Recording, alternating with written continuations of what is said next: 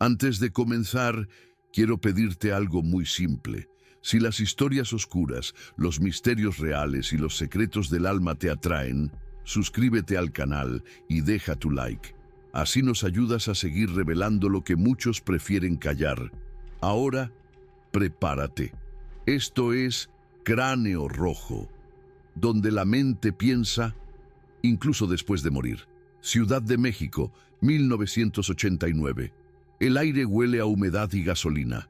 Las luces del centro titilan sobre el pavimento mojado, como si la ciudad misma respirara con cansancio. Entre calles estrechas, bares apagados y hoteles que apenas sostienen sus muros, comenzó a circular un rumor. Alguien estaba eliminando a mujeres en la oscuridad. Eran trabajadoras nocturnas, rostros anónimos para la mayoría. Mujeres que conocían la frontera entre la supervivencia y el silencio. Al principio, las desapariciones parecían hechos aislados, hasta que la frecuencia se volvió imposible de ignorar. Las coincidencias eran demasiado exactas, siempre de noche, siempre en habitaciones baratas, siempre con el mismo tipo de marcas alrededor del cuello. Los medios lo bautizaron con un nombre que heló la sangre: Jack, el estrangulador de mujeres. Era una referencia directa a Jack el Destripador, el espectro inglés del siglo XIX. Pero esta vez, la pesadilla tenía acento mexicano y caminaba entre puestos de tacos y marquesinas de neón. La primera historia, el primer hallazgo documentado, ocurrió en la colonia Guerrero, un barrio popular de la capital. Una mujer fue encontrada sin vida en una habitación del Hotel Magnolia. Según los reportes de la época, la escena mostraba señales claras de una agresión. Un objeto de uso cotidiano había sido utilizado para asfixiarla. La prensa lo llamó un incidente lamentable. Pero en los meses siguientes, otras 3 mujeres perdieron la vida de manera similar en distintas zonas: La Merced, Iztapalapa, Anáhuac. Los hilos del miedo se extendieron, invisibles pero tensos. Una crónica de El Universal de 1993 señala que la policía llegó a considerar la posibilidad de un agresor serial, un individuo que se movía por zonas de trabajo sexual nocturno con precisión metódica. El perfil psicológico elaborado por la entonces Procuraduría del Distrito Federal hablaba de alguien joven, con inteligencia estructurada, probablemente con estudios superiores y una mente altamente organizada, aunque con rasgos de control extremo. La ciudad, acostumbrada al ruido, comenzó a escuchar el silencio. Las mujeres del centro evitaban caminar solas. En los hoteles, los encargados comenzaron a anotar los nombres de los hombres que llegaban acompañados, algo que antes no se hacía. Pero el atacante era cuidadoso, invisible, casi un fantasma urbano, un nombre en las sombras. Su nombre real no se conocería hasta 4 años después. Agustín Salas del Valle, estudiante de contaduría, nacido en 1964 en la propia Ciudad de México. Pero en esos primeros años nadie podía imaginar que el rostro del supuesto agresor era el de un hombre común, discreto, sin antecedentes visibles. Entre 1989 y 1993, las autoridades vincularon más de 30 casos con un mismo patrón. Las coincidencias eran escalofriantes. Mujeres encontradas en hoteles baratos, siempre solas, con signos de haber perdido la vida por estrangulación manual o con objetos improvisados: cordones, tiras de tela, cinturones. Algunos reportes mencionan que en las paredes o espejos aparecían palabras escritas con lápiz labial o marcadores, frases cortas, inquietantes. Volveré. Ella mintió. No hay perdón. Mensajes que parecían más un desafío que una confesión. Cada escena reforzaba la idea de que no se trataba de impulsos desordenados, sino de una mente metódica que disfrutaba dejando huellas simbólicas. Para los investigadores, esa teatralidad indicaba una mente perturbada, obsesionada con el control y al mismo tiempo con una necesidad de reconocimiento. La ciudad bajo vigilancia. Entre 1991 y 1992, los casos se multiplicaron. Los noticieros hablaban del mata meretrices, aunque el término fue censurado en varios medios por considerarse denigrante. Las calles del centro se llenaron de policías encubiertos, pero el hombre seguía actuando. Algunos testigos declararon haber visto a un sujeto de aspecto serio, de hablar pausado, que se hacía pasar por cliente habitual.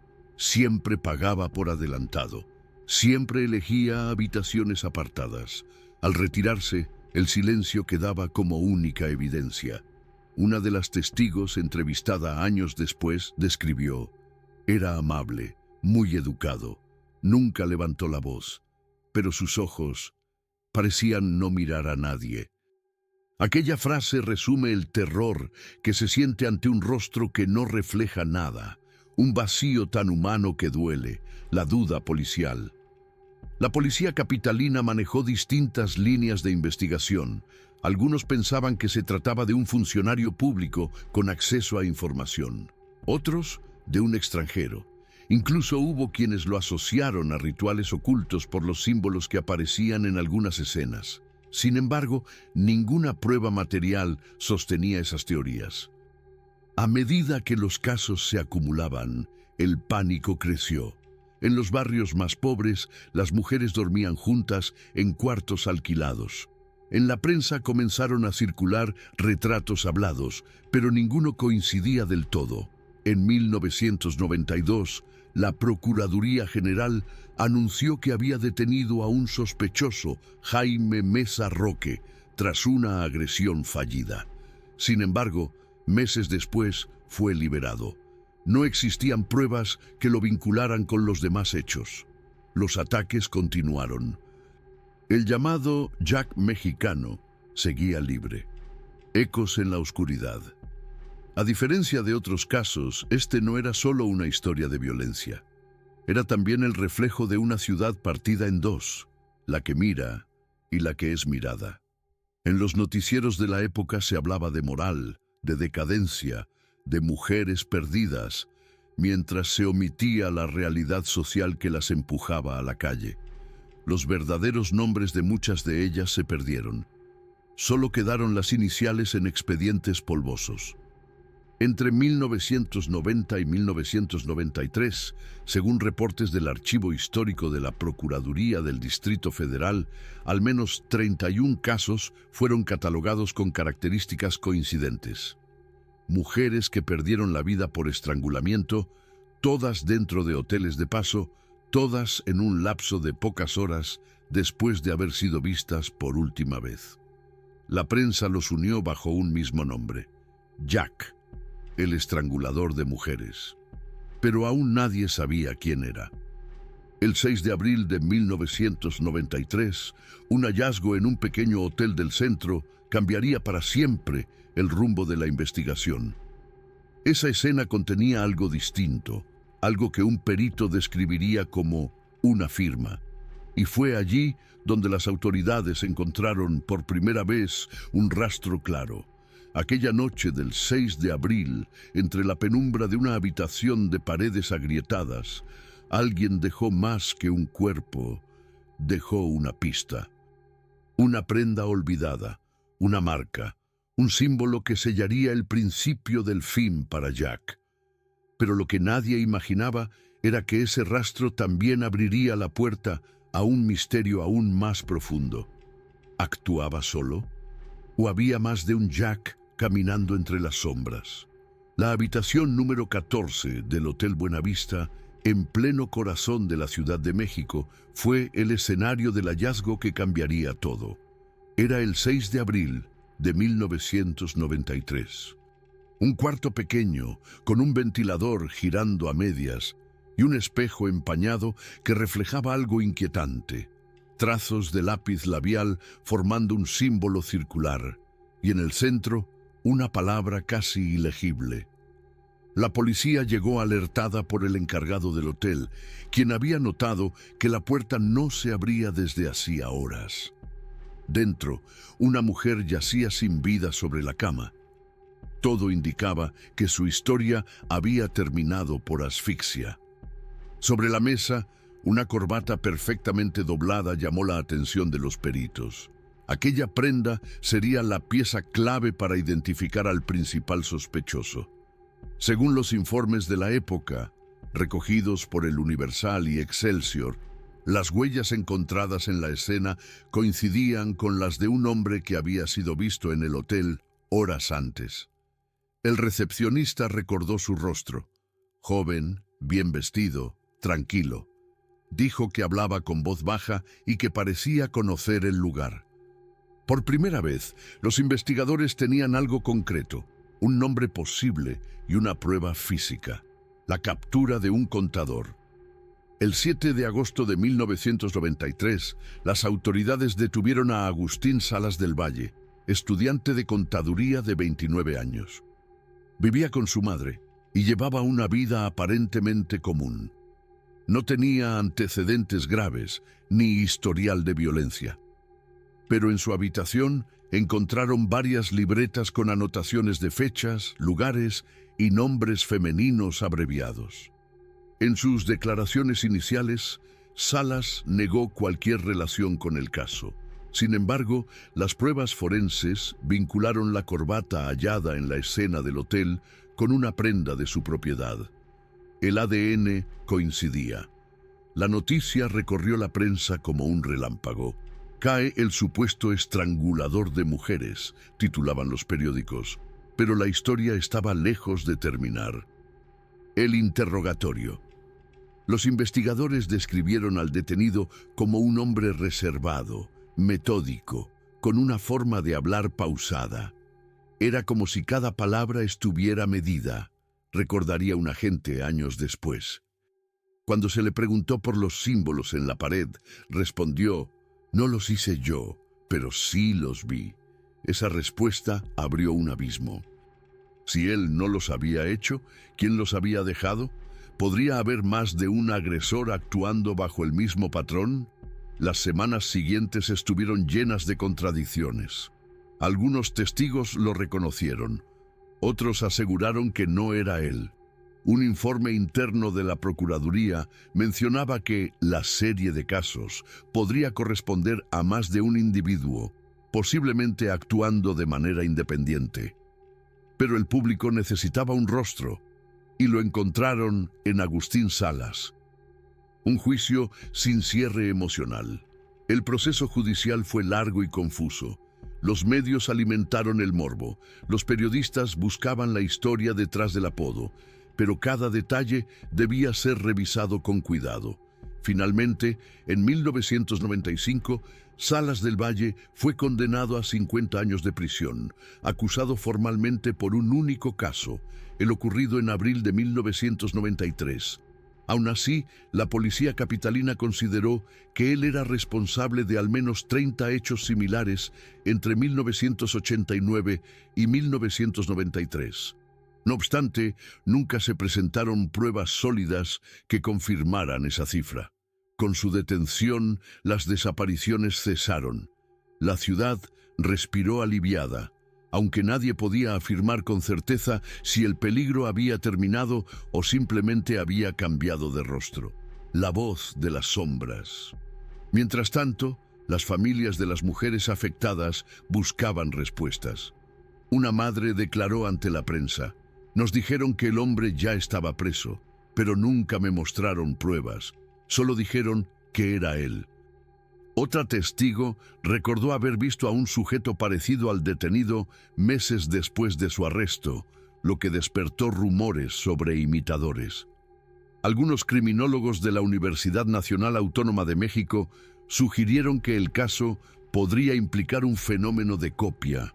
Otros hombres, inspirados por las noticias, habrían repetido el mismo patrón de ataque. Los periódicos hablaban de la mente colectiva del miedo, una sociedad que al nombrar a su monstruo lo multiplica. Los imitadores. Uno de los ejemplos más conocidos fue el de José Luis Ornelas Angulo, detenido en 1992 por la muerte de una mujer en circunstancias similares. Su caso fue juzgado de manera independiente, pero su método de ataque coincidía con el del verdadero Jack. Otro suceso ocurrió el 10 de octubre de 1992, cuando una mujer llamada Marta Martínez perdió la vida en un hotel de la colonia Doctores. En la misma noche, otra mujer fue hallada en condiciones parecidas, a pocas cuadras. Dos crímenes en la misma zona, en la misma fecha. El público asumió que se trataba del mismo autor, pero las pruebas mostraron diferencias sustanciales. Aquel año, la policía enfrentaba un dilema. ¿Existía un solo hombre detrás de todo o era un símbolo compartido por varios? La sombra del estrangulador parecía multiplicarse. Un espejo roto. En el interior de los expedientes judiciales, hoy digitalizados, los peritos señalan que Salas tenía una mente altamente estructurada, pero no se encontraron rastros de alteraciones graves. Era inteligente, ordenado y capaz de planear. Sin embargo, no había señales claras de compulsión o delirio. Los expertos en criminología del Instituto Nacional de Ciencias Penales describieron el caso como una serie de hechos donde el patrón se diluye en la copia. Lo que comenzó como una secuencia metódica terminó siendo un reflejo distorsionado en el espejo del miedo. Los periódicos extranjeros, como la BBC y Los Angeles Times, llegaron a cubrir la noticia. Para ellos, el caso simbolizaba una era de desconfianza en las instituciones mexicanas, un periodo donde el crimen se confundía con la burocracia y donde el miedo se archivaba en carpetas grises. El silencio de los hoteles. Después de 1993, muchos de los hoteles implicados cerraron. Otros siguieron funcionando, pero sus empleados evitaban hablar del pasado. Algunos afirmaban que en ciertas noches los huéspedes decían escuchar pasos en los pasillos, puertas que se abrían solas y un murmullo que repetía una frase: "No hay perdón". Tal vez solo era el eco del recuerdo, tal vez la culpa colectiva de una ciudad que prefirió olvidar.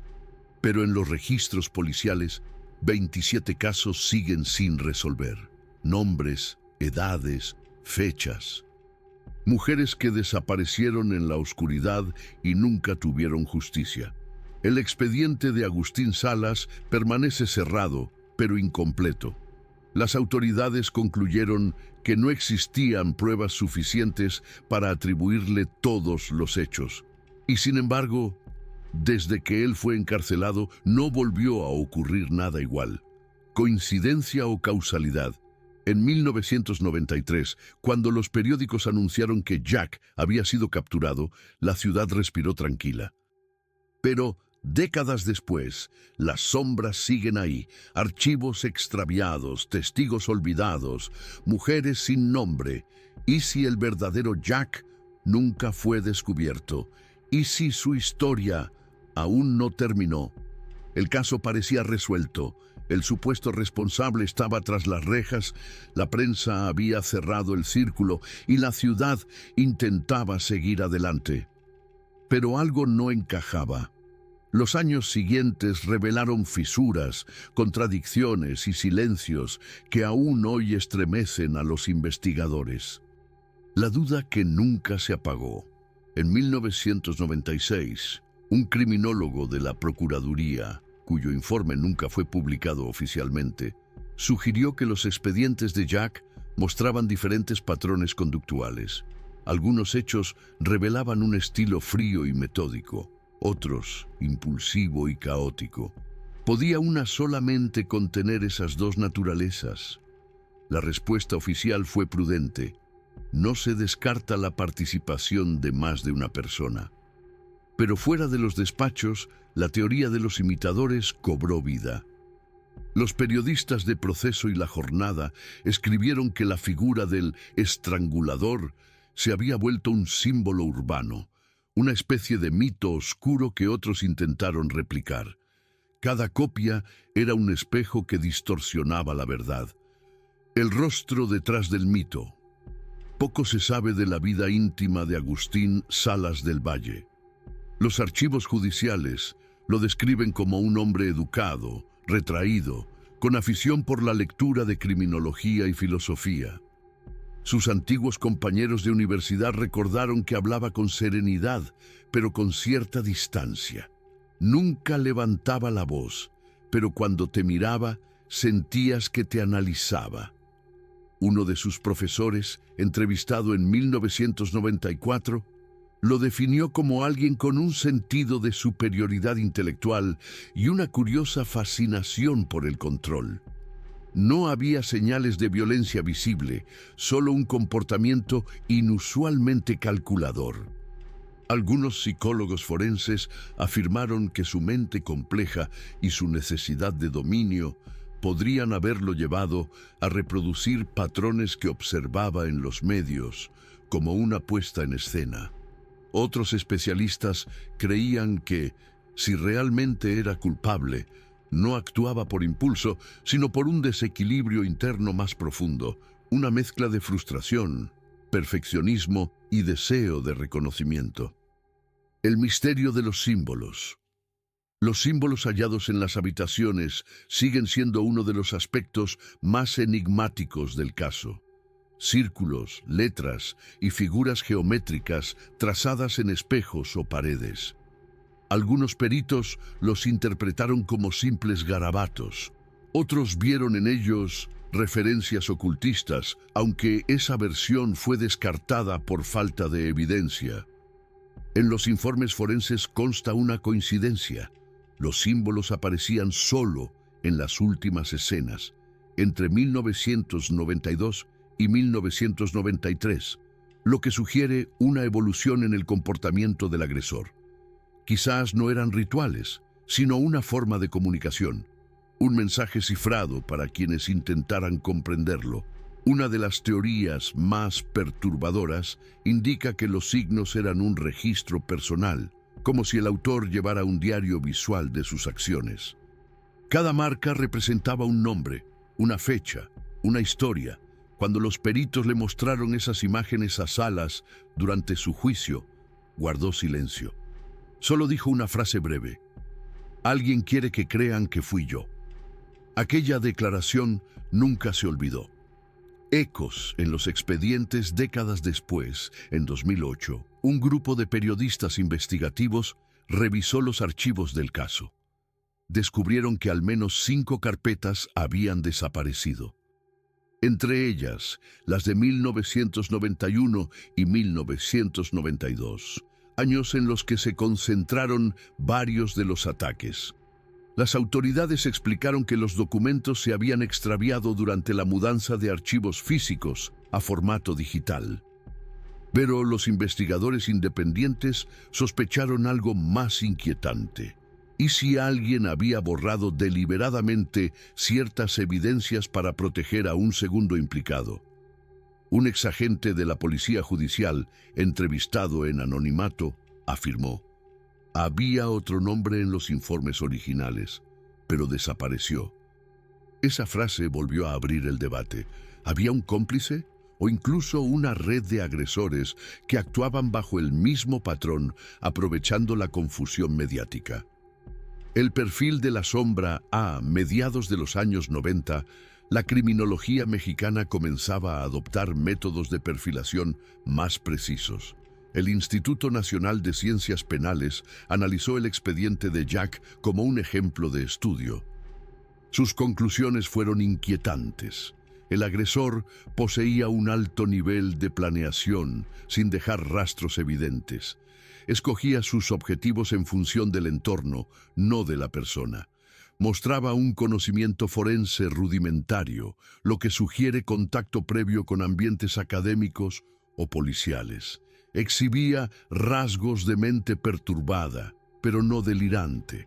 Una dualidad que descolocó incluso a los expertos. En otras palabras, era alguien con capacidad de análisis, sin empatía, pero con plena conciencia de sus actos. Un individuo que entendía cómo confundir a la ley. El eco de las víctimas. A finales de los 90, un grupo de activistas feministas comenzó a recopilar los nombres de las mujeres olvidadas por el expediente. Sus carteles, colgados en las calles de La Merced y Guerrero, llevaban rostros y fechas. Debajo, una pregunta en tinta roja: ¿quién las recuerda ahora?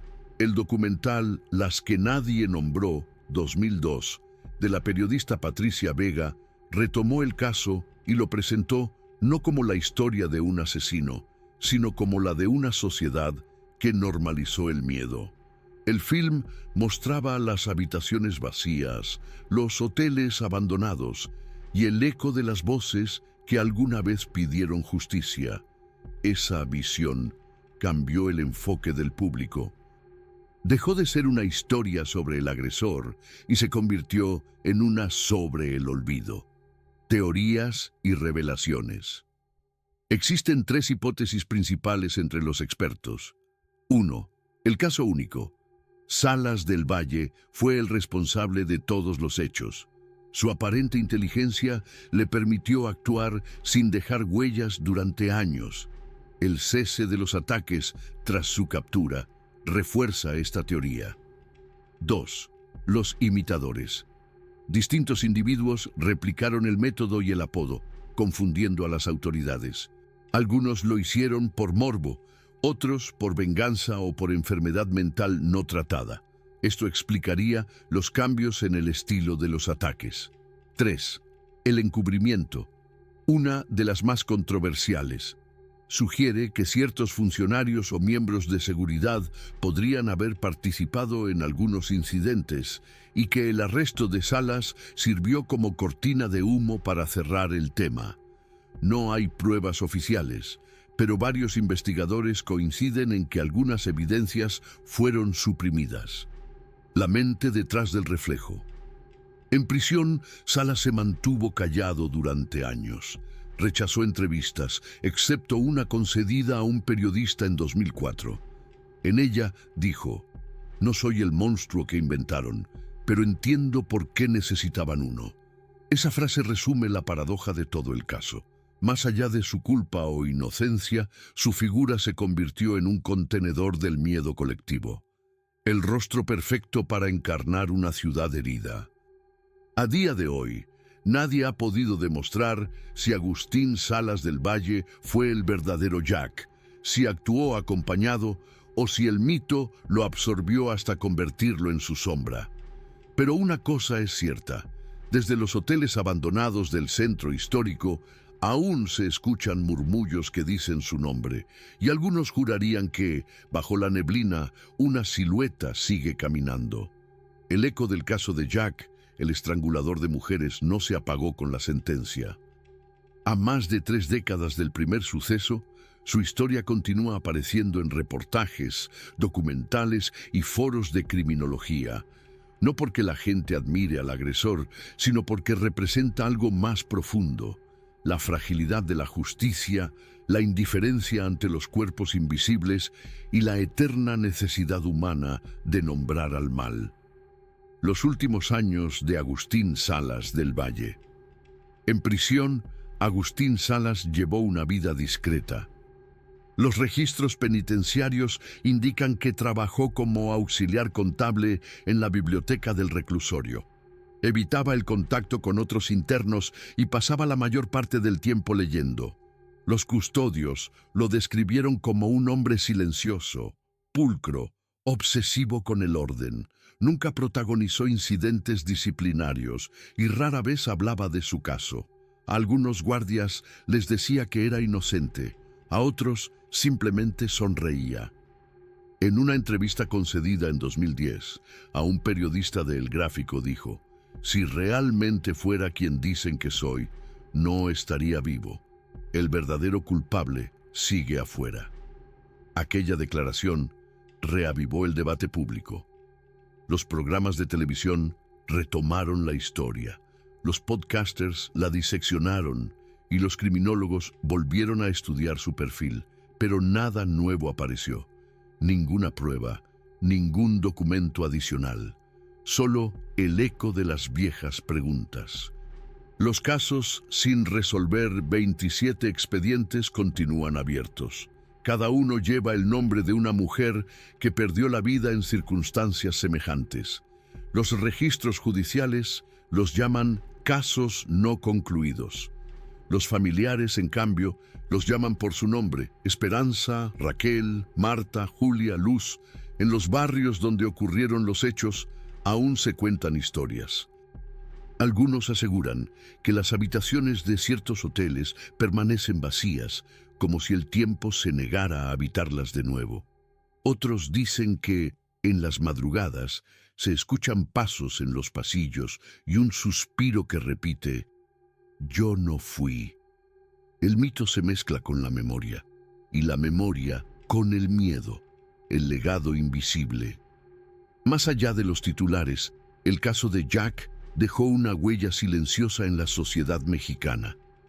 A partir de 1994, las autoridades capitalinas implementaron protocolos más estrictos para la investigación de homicidios seriales y se impulsaron cursos de perfilación criminal en el Instituto Nacional de Ciencias Penales.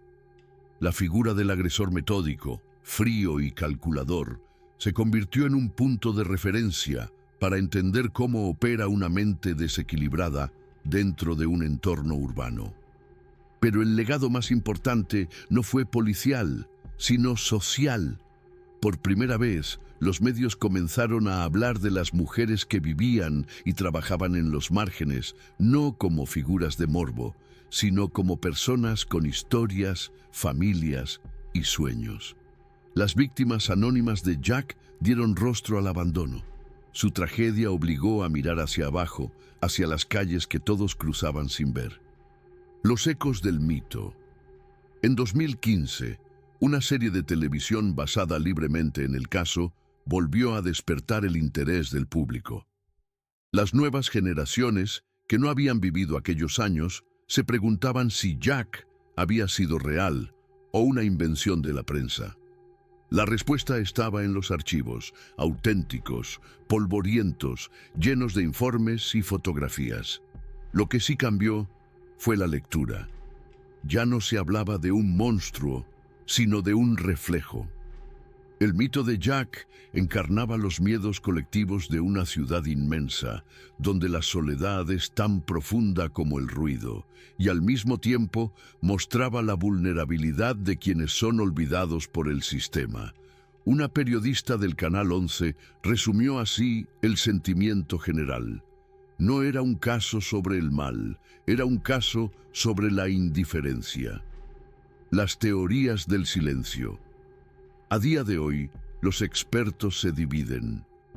Algunos sostienen que Salas del Valle actuó solo y que su mente racional escondía un abismo imposible de descifrar.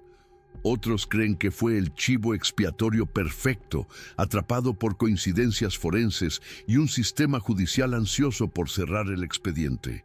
La tercera corriente, la más inquietante, sugiere que el fenómeno del estrangulador nunca fue una persona, sino una idea, una sombra colectiva que se alimentó del miedo y de los titulares.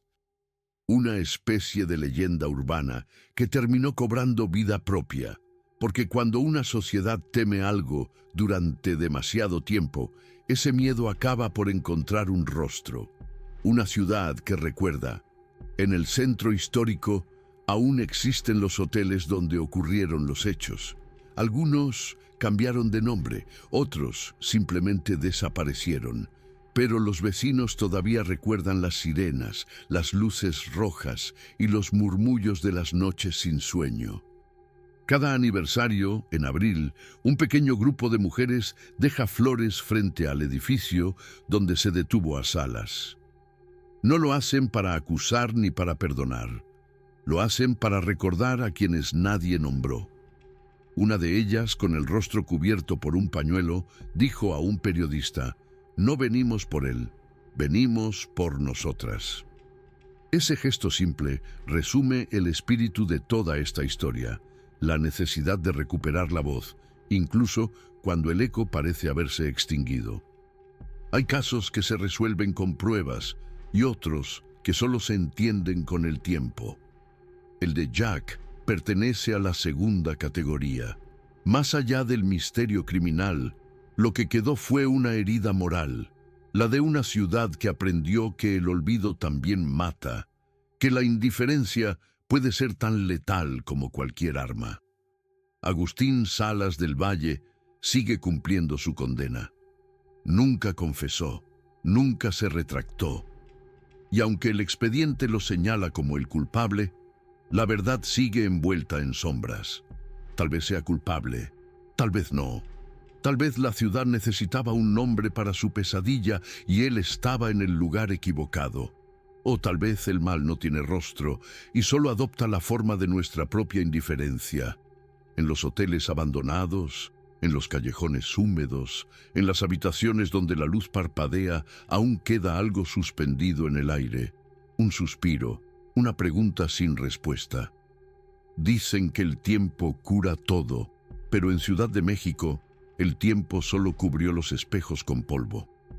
Y en ese polvo todavía se refleja el nombre de quien caminó entre las sombras, Jack, el estrangulador de mujeres.